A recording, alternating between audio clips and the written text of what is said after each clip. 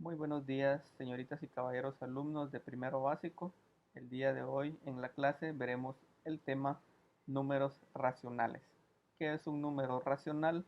Un número racional es lo equivalente a una fracción. Hoy vamos a ver las fracciones y los números racionales, que son equivalentes. Entonces podremos decir que todas las fracciones son números racionales. ¿Qué son los números racionales? Son todos los números que se pueden representar por una fracción. Si no se puede representar en una fracción, lo llamamos un número irracional. Por eso les decía de que los números fraccionarios y los racionales son equivalentes. Por ejemplo, tenemos aquí el número 1.25, que traducido a una fracción es 5 cuartos. Esto es un número racional. El número 0.33333 periódico es un tercio y eso es un número racional. El número 2 también se puede representar en una fracción por 8 cuartos, que es también un número racional.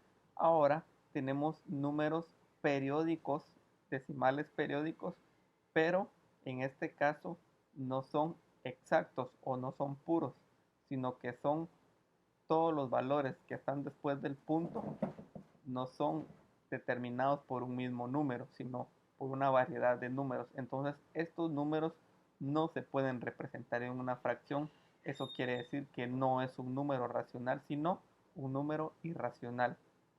El 0.97 se puede representar a través de una fracción 97 cienavos y eso es un número racional.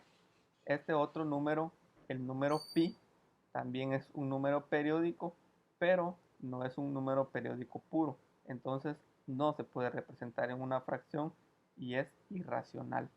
Un número periódico, pero que también los mismos valores son los que se repiten después del punto, sí se pueden representar en una fracción. Quiere decir que es un número racional. Entonces, ¿cómo podemos saber si un número es racional? Vamos a ver los diferentes tipos de números y cuáles son racionales e irracionales. Entonces, tenemos dentro de los números racionales los números enteros. Todos los números enteros también se pueden representar por una fracción. Entonces, son números racionales. Los números decimales exactos, que son 0.25, 0.123, etc. Decimales periódicos puros, en donde nosotros podemos tener el 0.666666 periódico, al igual que el 0.15151515, todos son puros. Tenemos también los decimales periódicos mixtos, en donde después del punto pueden iniciar con una cifra y luego repetir una serie de valores. Y por último, los irracionales son todos los decimales no periódicos, que son los valores que se representan y después del punto pueden tener una variedad de números mezclados. Ahora veremos nuestra primera operación que podemos hacer y vamos a realizar una conversión de un número decimal a una fracción. Para poder hacer este procedimiento, pues hay una infinidad de métodos para poder realizar esta conversión. En este caso vamos a utilizar una. Primero tenemos nuestro número que es 0.25. ¿Cómo podemos pasar este valor 0.25 a una fracción? Entonces, como primer paso tenemos colocar ese número decimal como una fracción de esta manera. Se coloca como numerador el valor del número decimal y como denominador un 1. Ahora contamos cuántos dígitos hay después del punto. En este caso hay dos dígitos. Entonces tenemos el 0.25 y después del punto del lado derecho tenemos dos dígitos.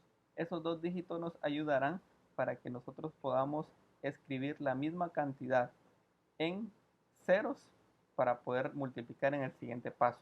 Después de que ya determinamos que aquí tenemos dos dígitos, ahora multiplicamos. Ponemos nuestra fracción que habíamos construido anteriormente y la vamos a multiplicar por un 1 más dos ceros, porque dos contamos aquí dos dígitos después del punto. Entonces aquí vamos a colocar la cantidad de ceros que nos devuelva al haber contado la cantidad de dígitos después del punto. Repito, en este caso son 2, entonces aquí vamos a colocar dos ceros. Entonces multiplicamos numerador por numerador y denominador por denominador. 0.25 por 100, 25. 1 por 100 es 100. Ahora tenemos una fracción 25 dividido 100. Esta fracción ya sería nuestra fracción equivalente a nuestro número decimal. Solo nos faltaría simplificarla, porque el 25 podríamos simplificarlo al igual que el 100. Eso es equivalente a un cuarto. Veamos otro ejemplo. Tenemos 0.50.